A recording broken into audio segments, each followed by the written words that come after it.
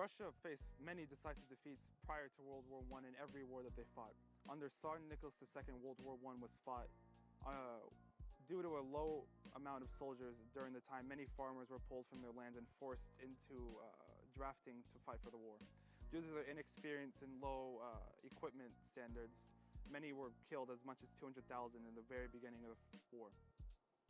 This of course led to widespread food famine, which killed thousands, even hundreds of thousands, due to no food being grown, and increased the price of food ridiculously.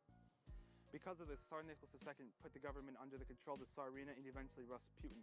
Due to Rasputin being German himself, many believe that he was a double agent for the Germans during World War I.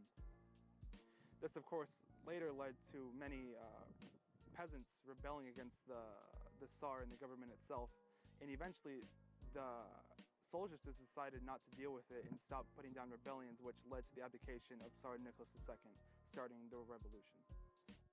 The Russian Revolution in 1917 occurred through two main forces, the Red Army and the White Army. Now, with the Red Army, you're going to see a lot of socialist causes. So the Red Army is going to be advocating for a socialist ideal in the new government. Two main players in this would be Vladimir Lenin and Joseph Stalin.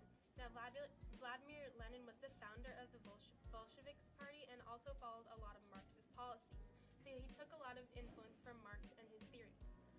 And also, Joseph Stalin isn't a key player in the beginning of the revolution, but as he goes in further, he ends up replacing Lenin in the new regime. And for the White Army, we see Nicholas II, who was the last Tsar, and he had to advocate for a provincial government.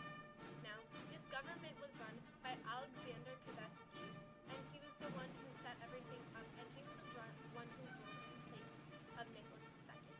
So these are the key main players we're going to be seeing in the Russian Revolution. This map shows the important dates of the Russian Revolution.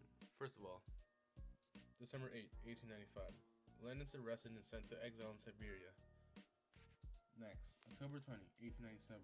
Nicholas II becomes ruler of Russia.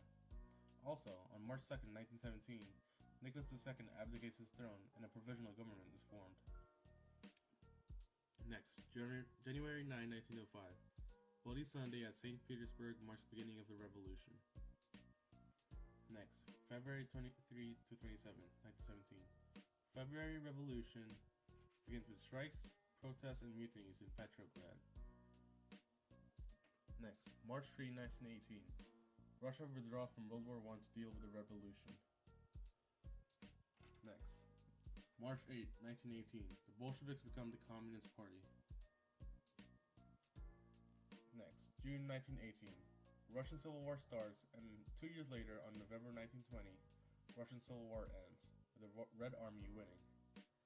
And finally, December 30, 1922. The Union of the Soviet Socialist Republics is established. It was red versus white. They weren't giving up without a fight. The Bolsheviks believed in the Communist Manifesto, coming out of the shadows with the goal of disrupting the status quo. The number one goal was peace and safety for society. Ironically, they started a revolution. By the way, this is before the days of Putin, from October to November in 1917, and every day in between.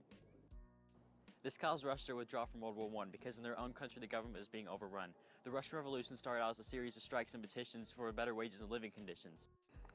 Russian peasants wanted a chance for economic prosperity, but instead peasants, which were the vast majority minority, wanted a chance for economic prosperity, but instead they're just tired of Russian authority.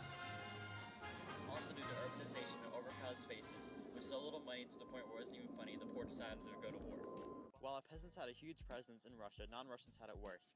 Hardly part of the workforce, they were very seldom welcome. Working 10 to 12 hours a day, they were tired of slaving away. For no wealth, all they were doing were hurting their health. With poor factory conditions, they quickly turned to ammunition.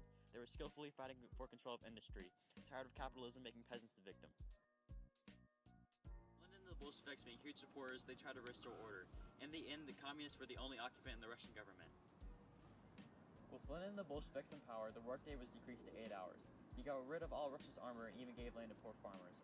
He formally got rid of all Russia's secret treaties and made peace with Germany. There was a declaration saying that while he didn't have representation, that any non-Russian was welcome without any further discussion.